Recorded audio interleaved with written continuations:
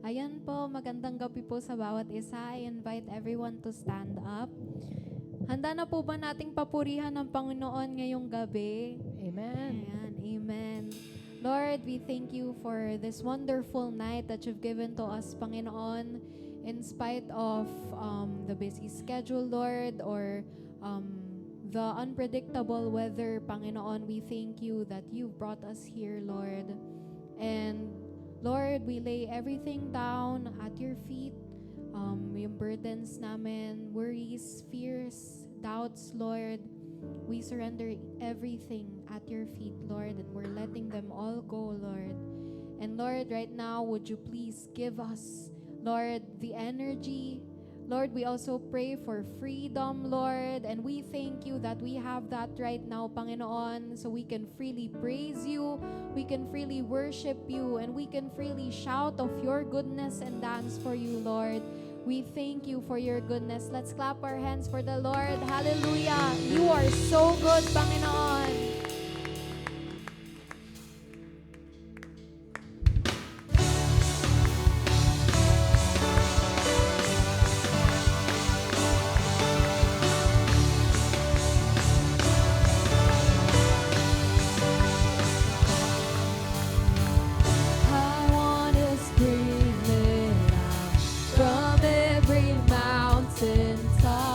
Your goodness knows no bounds. Your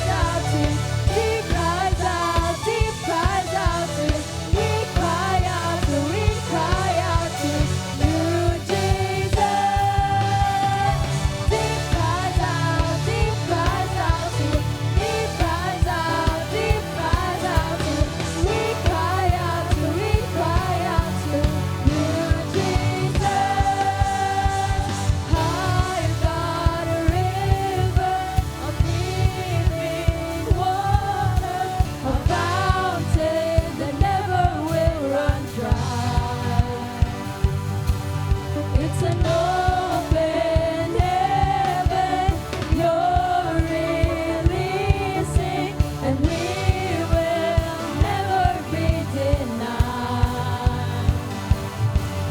'Cause we're stirring up deep, deep wells.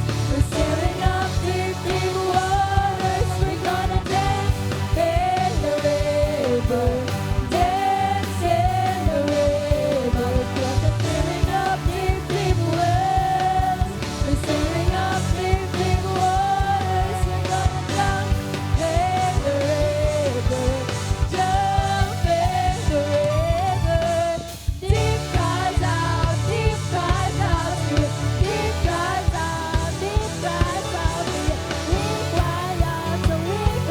out to you, Jesus.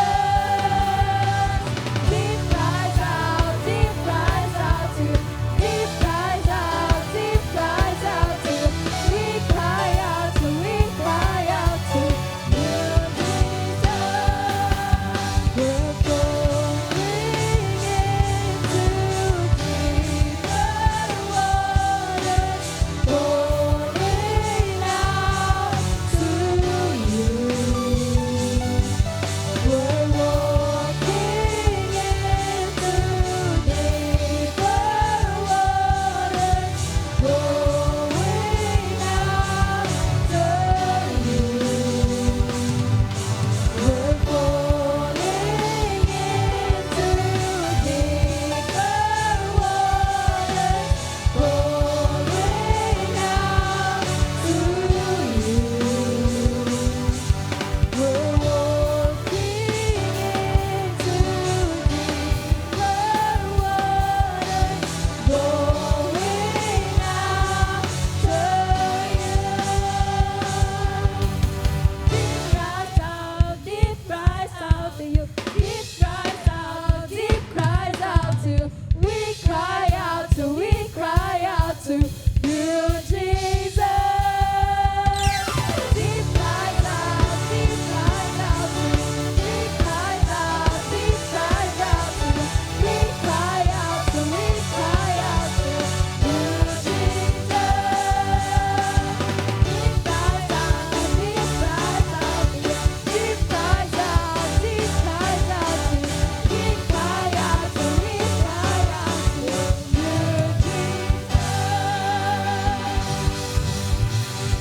Hallelujah. You are so good, Lord. You're a good, good Father, Panginoon.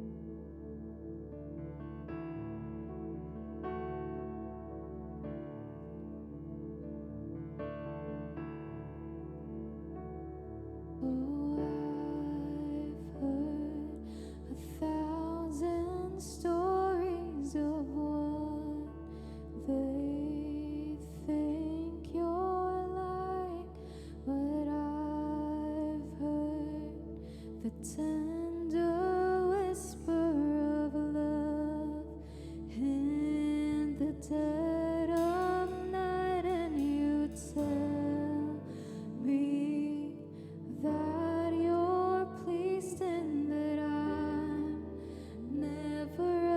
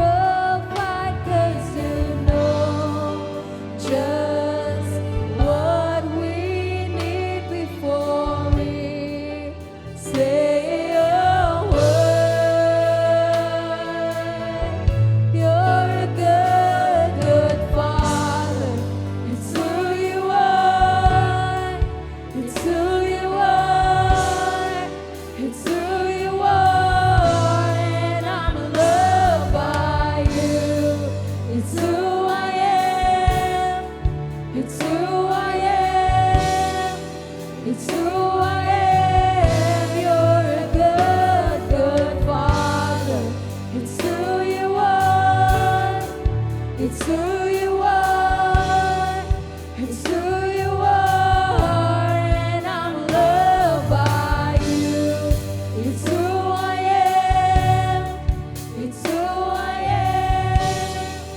It's who I am. You are perfect in all of your ways. You are perfect in all of your ways. You are perfect in all of your ways. True one. You are perfect in all of your ways. You are perfect in all of your ways. You are perfect in all of your ways. True one. You are perfect in all of your ways. You are perfect in all of your ways. You are perfect in all of your ways. True one. You're a good, good Father. It's who you are. It's who you are. It's who you are, and I'm loved by you. It's who I am. It's who I am. It's who I am. You're a good, good Father. It's who you are. It's who you are. It's who you are, and I'm loved by you. It's who I am. It's who I am. It's who I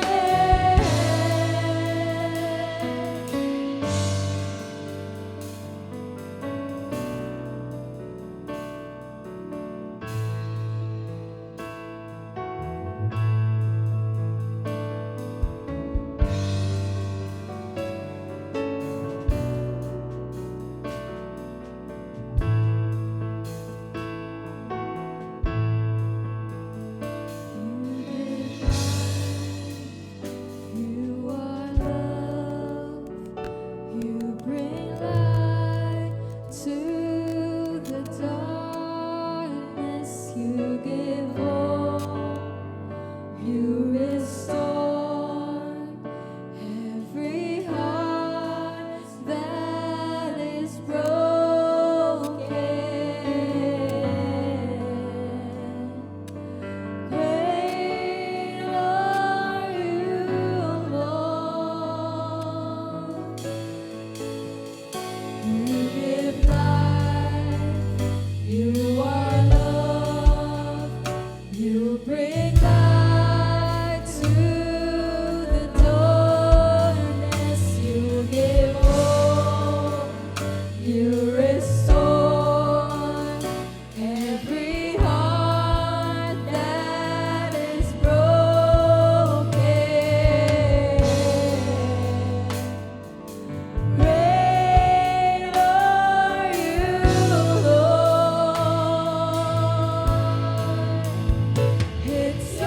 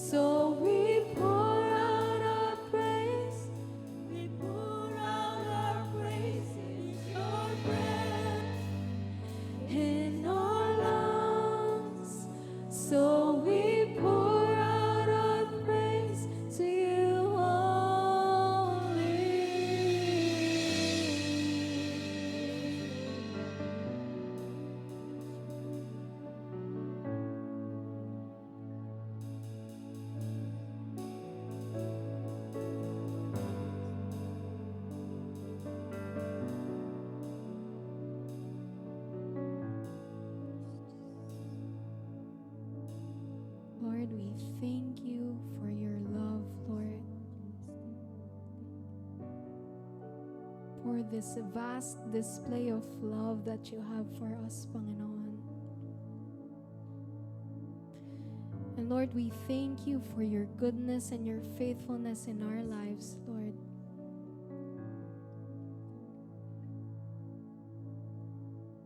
Lord, we thank you, Panginoon, for the breath in our lungs, Lord, for the heartbeats in our chest, Panginoon. And Lord, these things might seem simple, Panginoon, but it's our way to give you glory, Lord. And we thank you for the freedom we have to dance for you, to worship you, Panginoon. And Lord, as long as we're breathing, as long as we're here, Lord, as long as we have these heartbeats in our chest, we will continue to praise you all the days of our lives, Lord. And Lord, tonight, patuloy ka naming papupurihan, Panginoon. Patuloy ka naming dadakilain, Panginoon, because you are good, Lord. We thank you, Lord. We thank you. We love you, God. In Jesus' name we pray. Amen and amen.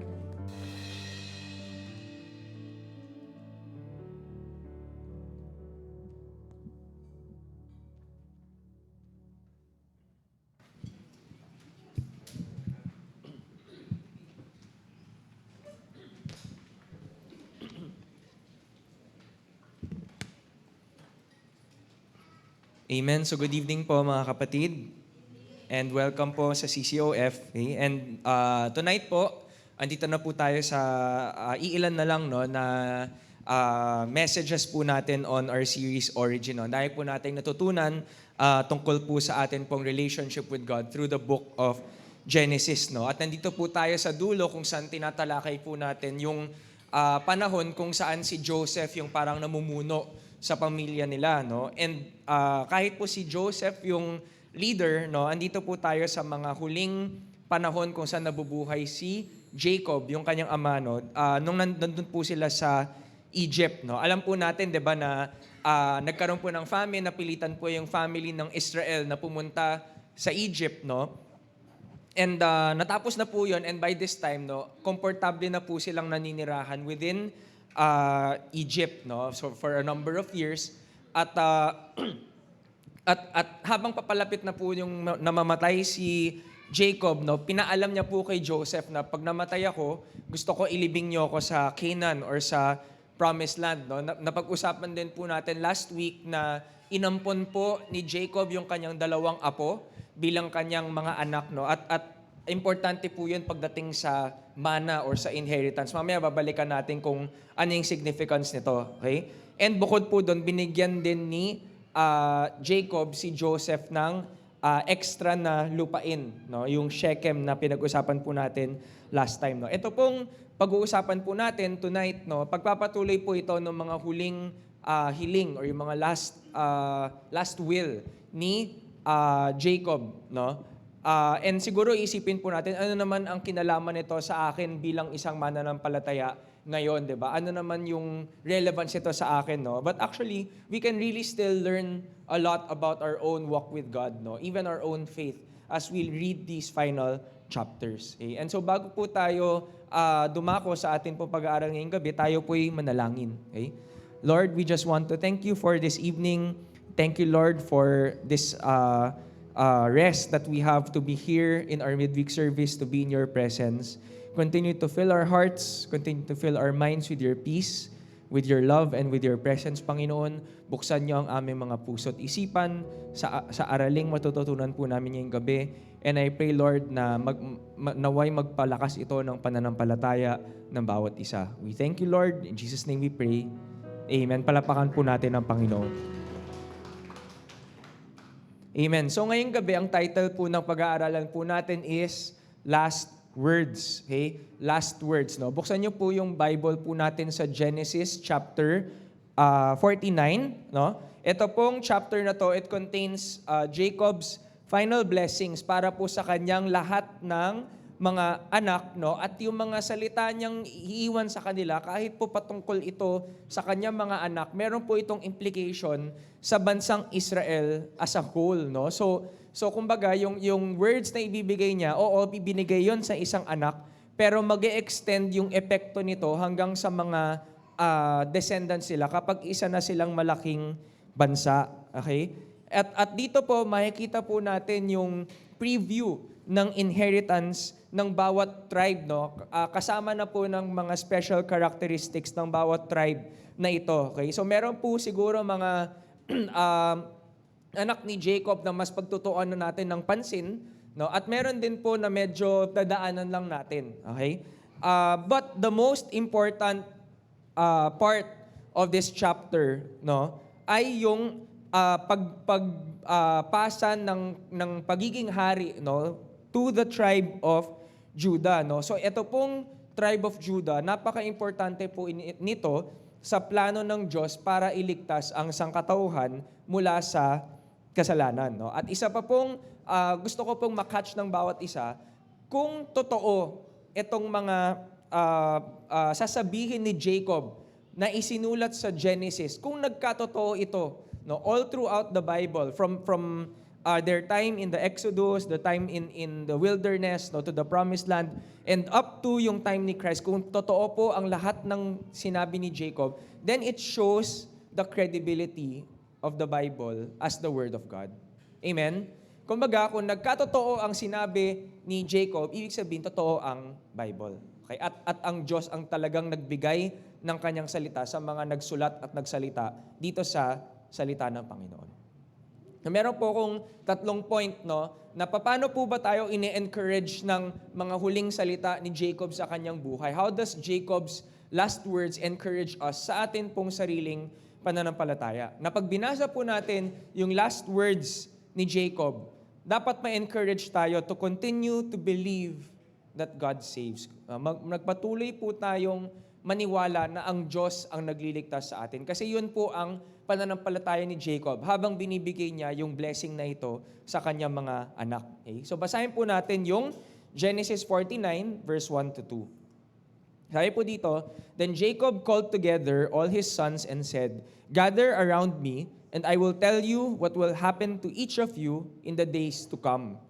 Come and listen, you sons of Jacob, listen to Israel, your father.'" So malapit na siyang mamatay. Alam na ni Jacob na hindi na maganda yung nararamdaman niya. So tinawag niya na yung mga anak niya para bigyan sila ng kanya-kanyang blessing, no? Pero siguro ang disclaimer po nito, hindi lang po blessing ang ibibigay ni Jacob sa kanyang mga anak, no? Hindi lang ito yung mga well wishes na sana magpakabuti ka na, sana umaayos ka. Hindi ganoon no?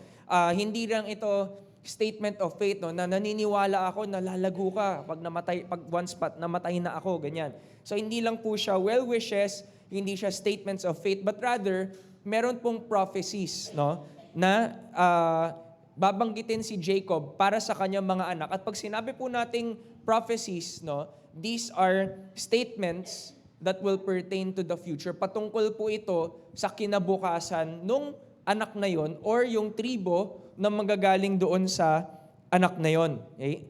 And so, bahagi po ng sasabihin ni Jacob sa bawat anak ay yung katangian ng taong yon, okay? Kung ano yung naging buhay nila, kung ano yung blessing na ibibigay ng Diyos sa kanila, or posible rin na kung ano yung curses, or ano yung consequences ng mga masasamang actions nitong mga anak na ito. Okay? And so si Jacob, nagsimula po yung buhay niya nang may prophecy. Kung babalikan po natin, nahirapan pong magkaanak si Isaac at si Rebecca. Finally, nabuntis, no? May kasama po yung prophecy, 'di ba? Patungkol po kay Jacob na sabi, 'di ba, nalalabas siya na hawak-hawak niya yung paa ng kapatid niya. Okay? And ngayon na malapit na siyang mamatay, no? His life will also end in a prophecy. Ngayon, ito pong usually po, dito po sa Genesis, usually ang nagbibigay ng prophecy, these are words from God Himself. No? Pero ito pong pag-prophesy ni Jacob patungo sa kanyang mga anak, this is the first time na tao ang nagpa-prophesy. No? Or that God is speaking through a man. Okay? bago po natin basahin isa-isa, recap lang po sino po ba yung mga anak ni Jacob. Okay? So, picturean nyo na lang kung gusto nyo basahin habang dinadaanan po natin yung mga anak isa-isa. No? Pero ito po yung order, si Reuben, Simeon, Levi, Judah, Dan, Naphtali, Gad, Asher, Issachar, Zebulun, Joseph, and Benjamin. Okay? So habang iniisa-isa po natin, pwede nyo pong i-review yung pagkakasunod-sunod ng mga taong to. Okay? So punta na po tayo sa bawat bilin or bawat huling salita na bibigay ni Jacob sa kanyang mga anak. Okay? Una po is kay Reuben. Kay Reuben, ang sabi niya, you will not excel. You shall not excel. Okay? Basahin po natin, verse 3 to 4, Reuben, you are my firstborn, my strength, the child of my vigorous youth. You are first in rank and first in power, but you are as unruly as a flood, and you will be first no longer. For you went to bed with my wife, you defiled my marriage couch. Okay, sino ba si Reuben? Siya yung panganay. Okay? At bilang panganay, sabi natin, meron siyang dalawang privilege. Una, yung tinatawag po nating preeminence. Siya yung pinaka-importante sa mga magkakapatid. Darating yung araw, siya yung mamumuno sa kanilang pamilya, no, bilang spiritual na leader at social na leader. No? So parang siya yung patriarch. Siya yung susunod na patriarch. No? Sabi din po natin, doble ang mana niya kumpara sa ibang mga kapatid. So kung dalawa lang silang magkapatid, 2/3 kay panganay, 1/3 kay bunso, no? At inulit po ito, no, yung you are first in rank and first in power.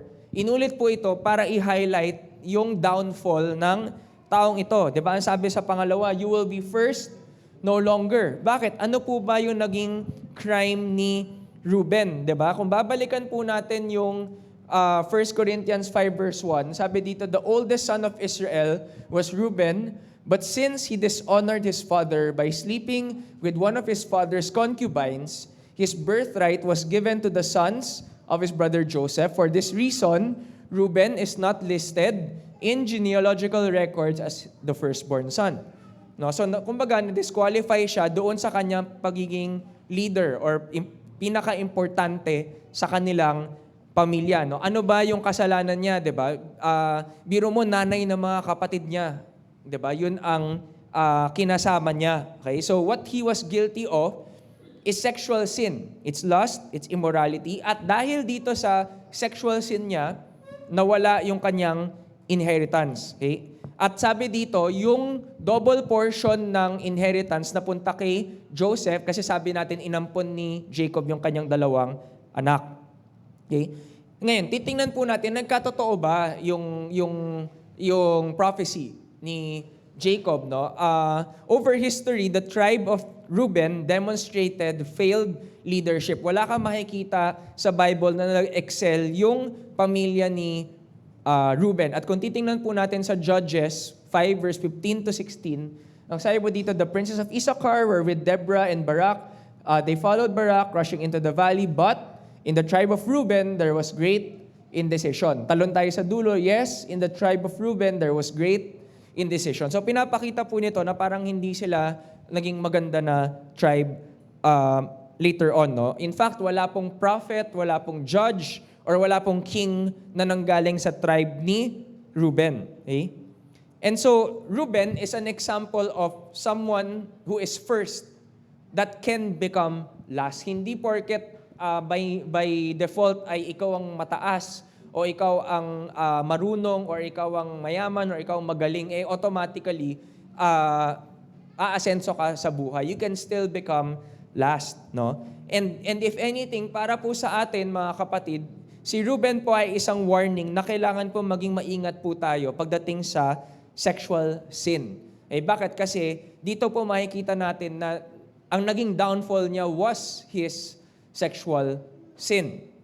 Okay? Ang Panginoon, tinuturuan niya tayo ng purity, 'di ba, ng holiness, no? Lalo na even in that area of our marriage, no, or even in the area of sex, no, hindi po niya binibigay yung katuruan na yon para lang pigilan kang magpakasaya sa buhay. No? Kaya po binibigay ng Lord yung warning na yon, yung learning na yon to be pure, no? Is to protect us. Kasi kapag in-engage natin ang ating sarili sa immorality, no, ang nangyayari ay nakakapahamak po ito sa ating buhay. Amen? Okay, so that is the first son. The second is Simeon and Levi, at ang prophecy sa kanila is that they will be scattered. No? And so ang sabi sa verse 5 to 7, Simeon and Levi are two of a kind. Their weapons are instruments of violence. May I never join in their meetings. May I never be a party to their plans.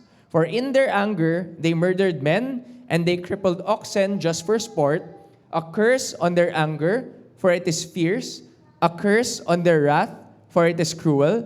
I will scatter them among the descendants of Jacob, and I will disperse them throughout Israel. Yun po yung pinaka-importante. I will scatter them among the descendants of Jacob, and I will disperse them throughout Israel. Okay? So ito po yung nag-iisa na dalawang magkapatid sa isang prophecy. Bakit? Kasi pareho yung naging kwento nila, no?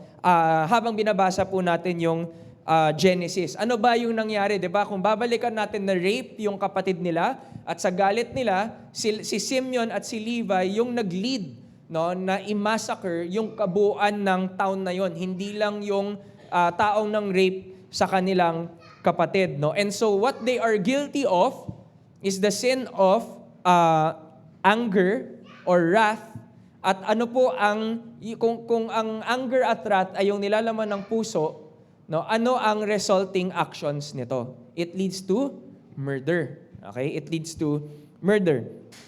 At napaka-importante po na mag-ingat po tayo sa anger, sa galit po natin at sa violence po natin. Kasi kung hindi po natin kinokontrol ito, no, at nag-give in tayo sa ating anger, it often leads to the loss of meaningful relationships. Okay? So, sino po nakaranas no? Sa galit mo, nawalan ka ng kaibigan kasi nakipag-away ka, no? O ikaw mismo ang nag-cut off sa kanya.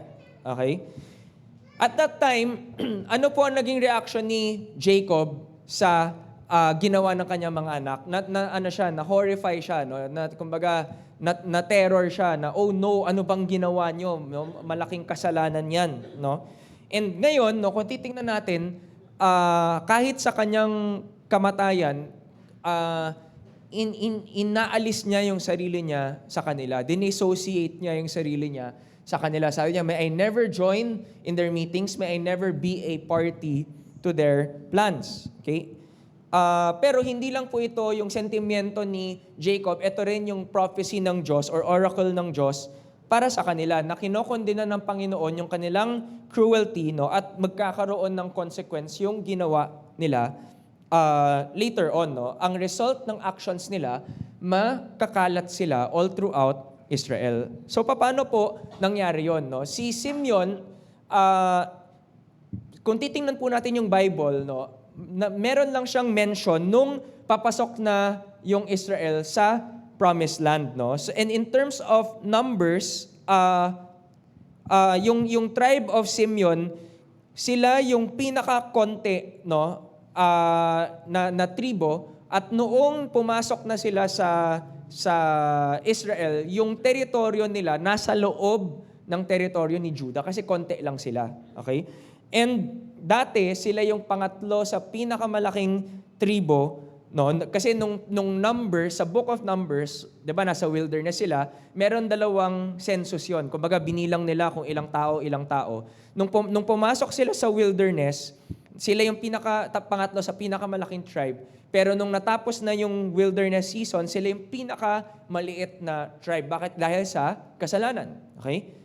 And so, kumbaga, makikita po natin dito yung insignificance ng tribe nila at yung pagiging confined nila doon sa territory ni Judah. Okay? Ngayon, ano naman yung nangyari kay Levi? No? The tribe of Levi, they were also cursed that they would be dispersed throughout Israel. Pero ang nangyari po is that God turned that curse into a blessing. No? Naging blessing pala yung pagkakalat nila sa bansang Israel. Bakit? Kasi nung nasa wilderness sila, 'di ba nagkaroon, 'di ba may time na umakyat si Moses para kunin yung tablets ng Ten Commandments, okay?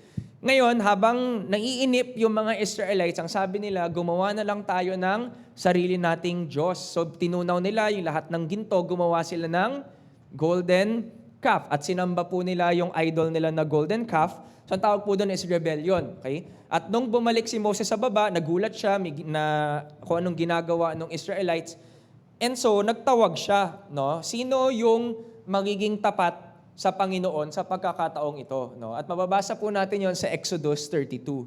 Ang sabi niya, so he stood at the entrance to the camp and shouted, all of you who are on the Lord's side, come here and join me. Sino yung sumunod sa kanya? The Levites. And all the Levites gathered around him.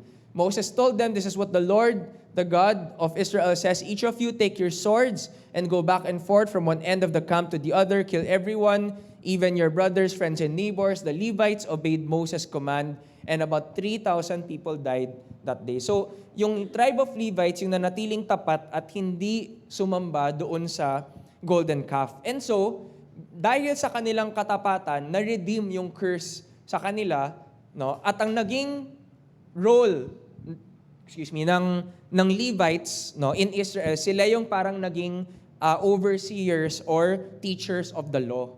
Kumbaga, for another word, no, sila yung parang priestly tribe. Okay? Sila yung naging worker ng church. Sila yung naging worship team, naging preacher, naging taga-ayos ng upuan, naging kitchen help, usher. Sila yung mga workers ng church at that time, no? So paano po nangyari na scattered sila? Kasi wala pong, kumbaga, pagpasok po nila ng Promised Land, 'di ba nagpakita ako ng mapa, may kanya-kanya silang territory. Wala pong sariling lupa ang Levites, no? Nakakalat po sila, and their inheritance is the Lord Himself, no? At nakakalat po sila to fulfill their religious function. Ang sabi sa Deuteronomy 10 verse 9, that is why the Levites have no share of property or possession of land among the other Israelite tribes. The Lord Himself is their special possession, as the Lord your God told them. Okay, so ito pong mga Levites, example, una po, yung si Simeon, example po siya na wag po natin hayaan yung, wag po tayo mag-give in sa galit natin. Kasi like sexual sin, yung galit po natin, it also carries irreversible consequences sometimes. No? Lalo na kapag meron pong mga relationship na nasira dahil po sa galit natin sa kanila, sa ibang tao. Okay? Meanwhile, ito pong si Levi, no, yung mga Levita, they are also an example na hindi porket nagkamali tayo or nagkasala tayo, yun na yung katapusan. Okay? Our God is a God of second chances, di ba? Our God is a God who saves. Our God is a God who redeems. At kaya niyang ikutin yung mga pagkukulang natin, yung mga failures natin, and turn them for our growth, no? So wag po tayong mawalan ng pag-asa, no? Kasi kaya po tayong baguhin ng Lord at kaya po nating bumangon kapag kasama natin ang Diyos. Amen? Okay? So yun po yung pangalawa at pangatlong anak. The fourth son, is Judah, no? At kay Judah, ang prophecy sa kanya is in-establish yung kingship ng kanyang tribe. So basahin po natin, Judah, your brothers will praise you. Ang ibig sabihin ng pangalang Judah ay praise, so parang paulit-ulit siya. Okay? You will grasp your enemies by the neck. All your relatives will bow before you. Judah, my son, is a young lion that has finished eating its prey. Like a lion, he crouches and lies down, like a lioness who dares to rouse him. The scepter will not depart from Judah, nor the ruler's staff from his descendants, until the coming of the one to whom it belongs, the one whom all nations will honor. He ties his foal to a grapevine, the colt of his donkey to a choice vine. He washes his clothes in wine, his robes in the blood of grapes. His eyes are darker than wine, and his teeth are whiter than milk. Okay? So, na-disqualify yung una, yung pangalawa, at yung pangatlong mga anak ni Jacob. And so, yung anak na susunod na parang magiging leader ng kanilang pamilya, no, is Judah, no, for the future. Kasi syempre sa kasalukuyan, si Joseph yung talagang nag-shine, 'di ba? Pero in the future, no, yung leadership will come from the tribe of Judah. So kumbaga, yung preeminence na nawala kay Reuben, napunta siya kay Judah, and that is because the kings of Israel will come from the tribe of Judah. Okay? 1 Chronicles 5 verse 2, the descendants of Judah became the most powerful tribe and provided a ruler for the nation, but the birthright, no, yung double portion ng inheritance came from Joseph. Bakit po si Judah ang magiging leader, no? Kasi dahil sa mga actions niya nung dito po sa kwento ng Genesis, 'di ba? Hindi po siya yung best example of good character. Siya yung nagsuggest, ibenta na lang natin si Jacob sa slavery, pagkakakitaan pa natin siya. No, meron siyang manugang na namatayan ng asawa 2 beses, tapos pinangakuan niya ng pangatlong anak pero hindi niya ginawa, no? Kinuha niya bilang prostitute yung kanyang manugang, no, nang hindi niya alam. So not a good example si Judah. And yet, no, nakita po natin na nung time na i-enslave dapat ni Joseph sa Egypt yung bunsong anak si Benjamin, ano ginawa ni Judah? Inalay niya yung kanyang sarili, no? Sabi niya, ako na lang ang ma-enslave, wag lang ma-enslave si bunsong kapatid, no? So because of that character growth, that character development, in-honor po yun ng Panginoon, no? Tulad na makikita po natin dito. Okay? And it shows that God's blessing to Judah is an example of the richness of God's grace. Kahit hindi mo siya deserve, no? Bine-bless tayo or binibigyan tayo ng grace ng ating Panginoon. Okay? Now, paano po mafulfill yung binasa po natin kanina, no? Ito pong prophecy kay Judah. Meron pong dalawang layer or level ng fulfillment ito. Una, basahin po natin, the scepter will not depart from Judah, nor the ruler's staff from his descendants. So ang sinasabi po dito, yung power, yung pagiging hari, hindi yan maalis sa tribe of Judah. Okay? Sino po yung unang king from Judah? It's King David. 'Di ba? Si David is from the tribe of Judah, at simula po nung siya yung naging hari, no, hindi po na putol, no, yung kanyang descendant sa pagiging hari in the southern kingdom of Judah. Sabi natin, 'di ba, na nagkaroon po ng split sa Israel, no, pero doon po sa pinaghaharian ni David, ng linya ni David, hindi po 'yun naputol until the final king. Okay?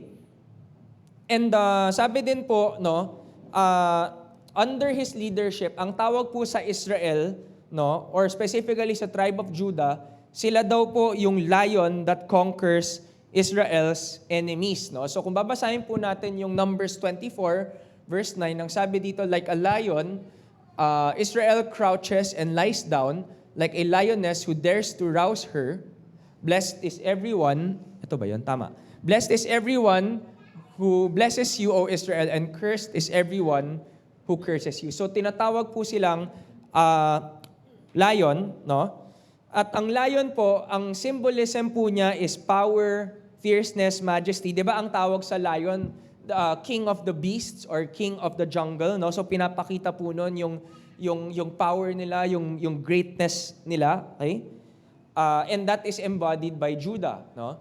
Yung second part po nung promise, sabi dito, hindi daw mawawala yung pagiging hari sa tribe of Judah until the coming of the one to whom it belongs, the one whom all nations will honor. So ibig sabihin, sa tao, no, mananatili ito sa tribe of Judah, pero meron silang inaabangan.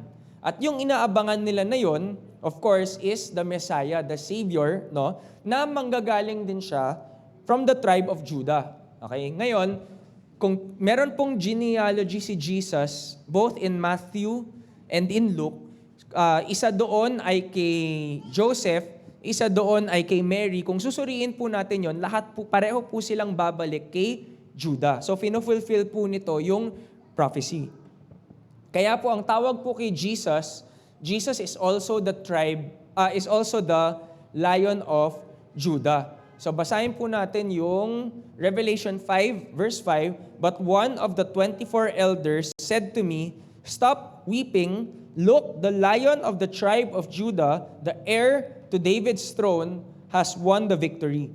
He is worthy to open the scroll and its 7 seals. No? So dito po, pinapakita po na Jesus is the Lion of the tribe of Judah, na yung authority niya, hindi lang pang Israel, kung hindi i-honor siya ng buong mundo. No? Ang atin pong Panginoon, no, the Father, tinatawag din po siyang Lion sa Bible. No? So parang parallel po ito na pinapakita yung pagiging Diyos ni Hesukristo. Ang sabi sa Isaiah 31, verse 4, For thus the Lord has spoken to me, as a lion roars, and a young lion over his prey. When a multitude of shepherds is summoned against him, he will not be afraid of their voice, nor be disturbed by their noise. So the Lord of hosts will come down to fight for Mount Zion and for its hill. Okay? Kung babalikan po natin yung prophecy, meron pa pong last part ito. No? So sabi po dito, he ties his foal or donkey to a grapevine, the colt of his donkey to a choice vine. He washes his clothes in wine, his robes in the blood of grapes. His eyes are darker than wine, and his teeth are whiter than milk. No, ano po ibig sabihin ng mga salitang ito? No, patungkol po ito sa blessing, no, sa prosperity na makukuha ng tribe na to. No, bakit? Ano ibig sabihin nung una? He ties his foal to a grapevine, the colt of his donkey to a choice vine. No, wala pong tao na itatali niya yung hayop niya doon sa ubasan. Bakit? Kasi kapag tinali mo doon, ano gagawin ng hayop? Kakainin niya yung ubas. Sayang yung ano mo, yung prutas mo. No? But Judah can do this because sobrang yaman niya, sobrang blessed niya. Yun lang po ang ibig sabihin nun. No? He washes his clothes in wine, his robes in the blood of grace. Exaggeration din po yan. No? Na sa sobrang yaman niya, sa dami ng wine na meron siya, sa dami ng grapes na meron siya, kaya niyang ipanlaba, no, yung wine katulad ng tubig. No? So yun lang po ang ibig sabihin nun. Okay? And this pertains to yung human fulfillment nito, no, na sa time ni King David at time ni King Solomon, napakayaman nila ng mga hari. It can also mean, no, na sa panahon na maghahari si Jesus sa mundo, no, sa millennial rule of Christ, that there will be great abundance, great blessing. Okay?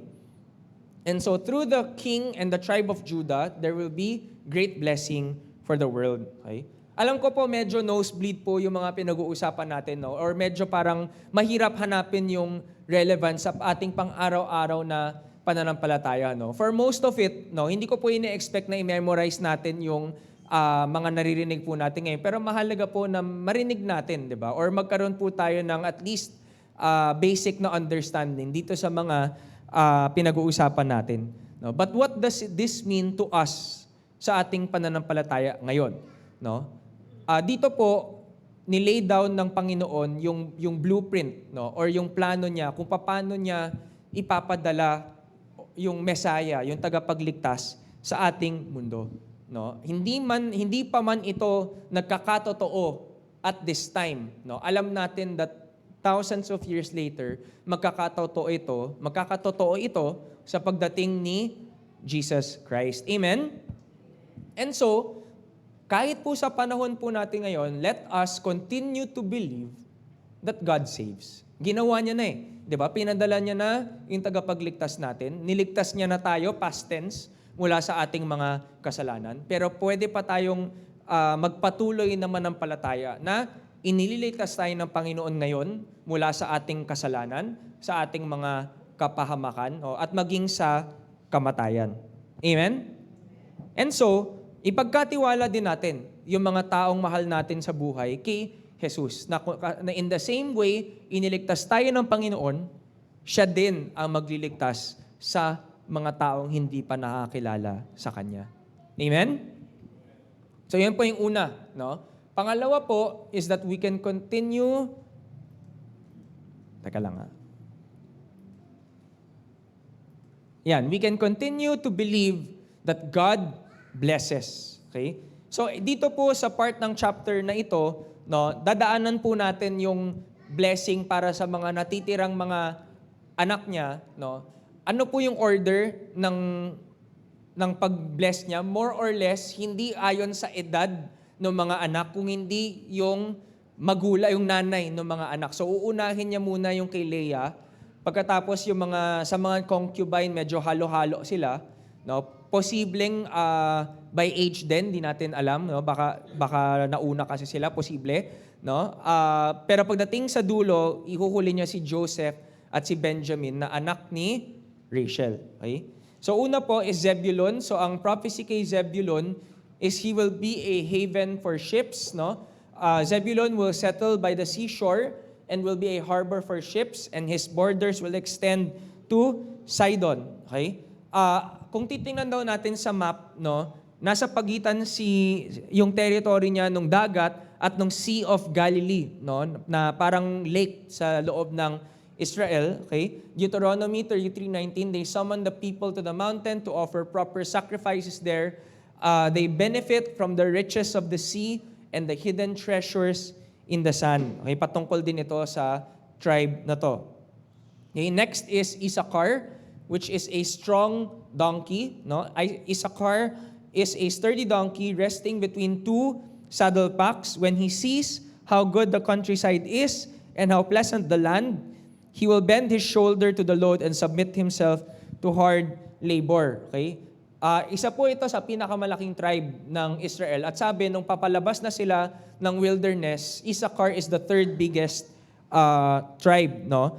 So ano daw ang ibig sabihin ng prophecy na to? No? Posible na alam nila na malakas na tribe si Issachar bilang malaki nga siyang tribe, pero they were lazy and they were docile or parang mahina ang loob. No? Na nakita nila na maganda ang lupain nila, pero hindi nila ito pinagsikapan. Kumbaga tamad silang magtrabaho, and because of this, eventually, no, they were forced into servitude, na-conquer sila or nasasakop sila ng ibang tao at pinipilit silang magtrabaho. Okay? Next is Dan, no, a serpent by the strong way. Sabi dito, Dan shall judge his people as one of the tribes of Israel. Dan shall be a serpent by the way, a viper by the path, that bites the horse's heels, so that its rider shall fall backward. I have waited for your salvation, O Lord. No? Ang ibig sabihin ng salitang Dan ay judge. Okay? So ganun ulit, di ba? Dan shall judge his people. No? Ang pinakakilalang miyembro ng tribe of Dan ay si Samson, na isang judge, no, sa book of Judges. Okay? Ito pong Dan, medyo problematic po sila na tribe. Isa po sila sa mga promotor ng idolatry sa kanilang bansa. Eventually, naging center of idol worship po sila sa Israel. No? Sabi sa Amos 8:14, and those who swear by the shameful idols of Samaria, who take oaths in the name of the God of Dan, may sarili silang Diyos-Diyosan, and make vows in the name of the God of Beersheba, they will all fall down, never to rise again. Okay? Next is Gad. Okay? Ang sabi kay Gad, he will triumph at last. God will be attacked by marauding bands, but he will attack them when they retreat. No? So, dito po sa English, medyo parang normal lang siya na kasabihan, pero sa original language, medyo may pun daw siya, medyo poetic yung pagkakasulat sa kanya. No? Pero kilala po sila bilang tribo ng mga warriors or soldiers. No? Ang sabi sa 1 Chronicles, these warriors from God were army commanders. The weakest among them could take on 100 regular troops, and the strongest could take on 1,000. Okay? Asher naman, he shall yield royal food.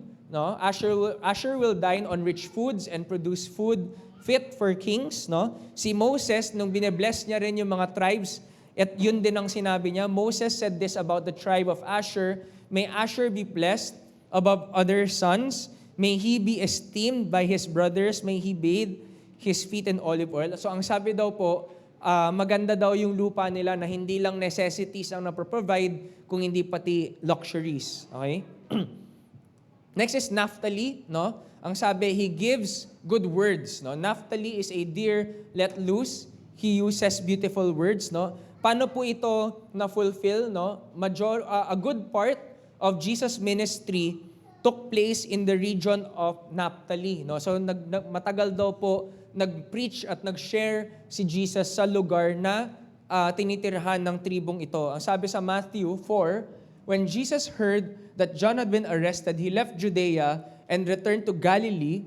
He went first to Nazareth, then left there and moved to Capernaum beside the Sea of Galilee in the region of Zebulun and Naphtali. This fulfilled what God said through the prophet Isaiah. In the land of Zebulun and of Naphtali beside the sea, beyond the Jordan River in Galilee where so many Gentiles live, the people who sat in darkness have seen a great light, and for those who lived in the land where death cast a shadow, a light has shined. Next is Joseph. Ang sabi kay Joseph, they are a fruitful branch. Okay? So basahin natin, Joseph is a fruitful bough or branch, a fruitful bough by a well, his branches run over the wall. The archers have bitterly grieved him, shot at him, and hated him, but his bow remained in strength, and the arms of his hands were made strong by the hands of the mighty God of Jacob. From there is the shepherd, the stone of Israel. By the God of your father, who will help you, and by the Almighty, who will bless you with blessings of heaven above, blessings of the deep that lies beneath, blessings of the breasts and of the womb.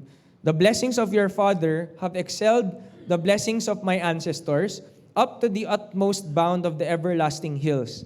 They shall be on the head of Joseph and on the crown of the head of him who was separate from his brothers. No? So, doon sa nakaraang chapter, nagbigay na ng blessing si Jacob kay Joseph. Diba? Inampun niya yung anak, binigyan niya ng mana yung anak, tapos binigyan niya pa ng sariling lupa si Joseph. No? Bukod po dun sa blessing na binigay niya, in that chapter, dito po, binless niya pa ulit si Joseph. No? At ang imahe na ibinigay ni Jacob patungkol po kay Joseph ay para daw po siyang punong nagbubunga. Okay? Fruitful tree or fruitful branch, no? Na because he is righteous, nag-overflow siya with fruitfulness. Kinilala niya yung suffering ni Joseph sa kanyang buhay, no? At kinilala niya na natiling fruitful si Joseph dahil kasama niya ang Diyos. Okay? At nag-bless uli si Jacob kay Joseph. Ang sabi niya, basically ang sinasabi niya, you are the most blessed among your siblings, among your brothers. Okay? And lastly, you have Benjamin, a ravenous wolf. Okay? Benjamin is a ravenous wolf, devouring his enemies in the morning and dividing his plunder in the evening. No? Isa daw po itong tribo na kilala silang fierce, no? or violent, not necessarily in a negative way. Kasi sabi, nung time nung pagsakop ng Promised Land, they had to be fierce warriors. No? One example of a Benjamite or someone from the tribe of Benjamin is King Saul. Okay? So King Saul is from Benjamin. At yung cruelty po ng tribe na ito, makikita po natin sa Judges 19-20, hindi na po natin babasahin ngayon. Okay? So example lang po yun. Okay? So ngayon na na-bless niya na yung lahat ng anak niya, no? Ito po yung summary, no? These are the 12 tribes of Israel, and this is what their father said as he told his sons goodbye. He blessed each one with an appropriate message. Okay? So, kung titingnan po natin yung Genesis, marami po ditong blessing ang Panginoon. Nagsimula po ito sa Genesis 1, di ba? Na be fruitful and multiply, fill the earth and subdue it. Nandito na po tayo sa dulo ng Genesis. Ito po yung katapusan ng pagbe-bless ng Panginoon sa sangkatauhan through the people in Genesis. Okay? And dito po, fine-flesh out ni Jacob kung paano i-bless ng Panginoon yung mga tribes of Israel. No? At tinuturuan po tayo nito na in the same way that God has blessed those people, God will bless us as well. Amen? Okay, at ang blessing ng Panginoon, katulad po ito sa blessing ng mga tao noong unang panahon. No? It's solely out of grace. No? Kumbaga, sa kagandahang loob ng Panginoon, pinagpala niya sila, ganun din po sa atin. Sa kagandahang loob ng Panginoon, pagpapalain niya tayo. Wala tayong ginawa para ma-deserve ito, hindi natin ito kayang bayaran. No? Dala lang po ito ng kabutihan at ng kagandaang loob ng Panginoon para sa atin. Okay? And so even when it is not clear to us let us believe that God is blessing us today, no? Both in the good and the not so good parts ng ating buhay. Amen? Okay? And finally, mga kapatid, continue to believe that God resurrects. Continue to believe that God resurrects. No? Verse 29 to 33, then Jacob instructed them, soon I will die and join my ancestors. Bury me with my father and grandfather in the cave in the field of Ephron the Hittite. This is the cave in the field of Machpelah near Mamre in Canaan that Abraham bought from Ephron the Hittite as a permanent burial site. There Abram and his wife Sarah are buried. There Isaac and his wife Rebekah are buried. And there I buried Leah. It is the plot of land and the cave that my grandfather Abraham bought from the Hittites. When Jacob had finished this charge to his sons, he drew his feet into the bed, breathed his last, and joined his ancestors in death. Okay, so katulad po nung bilin ni Jacob kay Joseph last chapter, dito po sinabihan niya na yung lahat ng anak niya, pag namatay ako, ilibing niyo ako doon sa libingan ni Abraham at ni Isaac. No? At dito po makikita natin na ang nakalibing pala doon, magiging tatlong set sila ng mag-asawa. Abraham, Sarah, Isaac, Rebekah, Leah na una na, tapos ngayon si Jacob. Okay? Bakit nga ba importante na gusto niyang doon siya ilibing? Kasi nagtitiwala siya na yung pagtira nila sa Egypt, pansamantala lang. Okay? And that one day, babalik sila sa promised land. So gusto niyang mailibing doon sa lupain na ipinangako sa kanyang pamilya or sa kanilang bansa. No? And so, si Jacob, hindi po siya, maganda naging buhay niya sa Egypt, di ba? Maraming pagkain, komportable, no? And yet, he did not become attached to the land of Egypt. Nung namatay siya, gusto niya doon pa rin siya bumalik sa promised land. No? Ganon din tayo, mga kapatid. No? Maganda man ang buhay natin sa mundo, wag po tayo ma-attach sa ating mundo ngayon kasi hindi po tayo nandito panghabang panahon. Meron pong mas magandang naghihintay sa atin, and that is the promised land that God has promised us in heaven. Pag nakasama po natin ang Diyos sa langit. Ang sabi po sa Philippians 3, verse 20, but we are citizens of heaven, where the Lord Jesus Christ lives. And we are eagerly waiting for Him to return as our Savior. He will take our weak, mortal bodies and change them into glorious bodies like His own, using the same power with which He will bring everything under His control. Okay? Ang buhay po natin sa mundo, minsan nakaka-overwhelm siya, di ba? Ang daming nangyayari, ang daming kailangang asikasuhin, ang daming ganap, no? Lalo na sa ating bansa, no? But let us continue to believe that God resurrects, no? Na wag po tayong masyadong focused or wag po tayong masyadong nako-consume ng mga pangyayari sa ating paligid, no? Instead, ang dapat po nating gawin, patuloy po nating ituon ang ating puso't isipan tungo sa ating Panginoon, no? Dahil alam natin na darating ang panahon, mawawala din ang lahat ng bagay sa mundong ito. No? Tayo, mamamatay tayo, yung mundong ito, mawawala din ito, mapapalitan din ito pagdating ng araw. But what remains forever is our relationship with God. What remains forever is that is us, na we will be with Him, no, in eternity after our life on earth. No? So the world is only temporary, and we can look forward to our eternal life with the Lord and prepare for it. Amen? Okay? So bilang pagtatapos, no, ito pong mga last words ni Jacob, these are words of faith in God's promises. No? At dito po nagtatapos yung era ng mga patriarch ng Israel, yung panahon ni Abraham, ni Isaac, at ni Jacob, no, na ibigay na ng Panginoon yung kanyang mga pangako sa sangkatauhan at sa bawat tao or tribe or bansang ito, no. But not all of them have been fulfilled yet, no.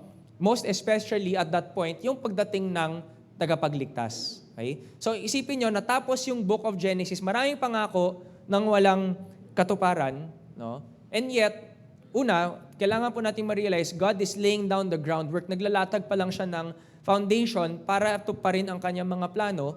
And pangalawa, na kahit na pangako lang ang nabitawan ng Panginoon. Wala pang katibayan, wala pang ebidensya or wala pang katuparan, no? Lahat ng mga taong nabasa natin sa Genesis, they all place their faith in the Lord kahit hindi pa nila nakikita yung katuparan na ito. Ganon din po tayo mga kapatid. No? There are God's promises sa bawat isa sa atin na siguro hinihintay natin yung katuparan. And siguro ang daling mawalan ng pag-asa kasi ano ba yan? Ang tagal ko nang pinagpipray ito, wala pa rin. No? Or sabi naman sa Bible, pagpapalain ako ng Panginoon pero bakit parang hindi ko siya nakikita? Ano yung encouragement? No? That despite we don't see yung katuparan ng mga pangako ng Diyos, that's exactly what faith is. Yung patuloy na pagtitiwala sa Diyos kahit di natin nakikita yung resulta o yung katuparan ng mga pangakong pinanghahawakan natin. Let us continue to put our faith in God even when we are still in the process. Hindi pa tapos ang Panginoon sa atin at kumikilos siya sa buhay natin ngayon, whether alam natin or hindi. No? And let us continue to believe that God saves us, that God blesses us, and that God will one day resurrect us. Amen? So palapakan po natin ang Panginoon. And tayo po ay manalangin sa Kanya ngayong gabi. Lord, we honor you and thank you for your word tonight. And we thank you, Lord, for the encouragement in our faith. We thank you for the examples of the early people of Genesis, of the patriarchs, na patuloy silang nanampalataya sa iyo kahit na hindi nila nakuha o natanggap ang katugunan ng mga pangako mo. Lord, you have so many wonderful promises for us in your word. Promises to save us, to bless us, to resurrect us. And we thank you for all the promises that you have already fulfilled and are currently fulfilling sa buhay namin. Lord, we know that there are promises that you are still in the process of fulfilling sa buhay namin. Maybe because we are still in progress. Maybe because we are still in the journey sa aming buhay. And so Lord, we just want to profess right now na nananampalataya kami sa inyo, nagtitiwala kami sa inyo kahit na hindi pa kami tapos sa proseso. Kahit na hindi pa namin natatanggap ang kabuuan ng katugunan ng mga pangako ninyo sa amin. Lord, pinanghahawakan po namin ito dahil alam po namin na napakabuti niyong Diyos. Mahal na mahal nyo kami at hindi nyo kami pinababayaan. And so we thank you for being a good Father. We thank you for your wonderful grace sa buhay namin. Hindi namin deserve ang kabutihan nyo and yet you loved us with all your heart. And I pray for each one that would be our response to the Lord tonight, that we would also choose to love you, Lord, with all our hearts, with all our souls, with all our minds, and with all our strength. We thank you, Lord, for your goodness. In Jesus' name we pray. Amen. Palapakan po natin ang Panginoon.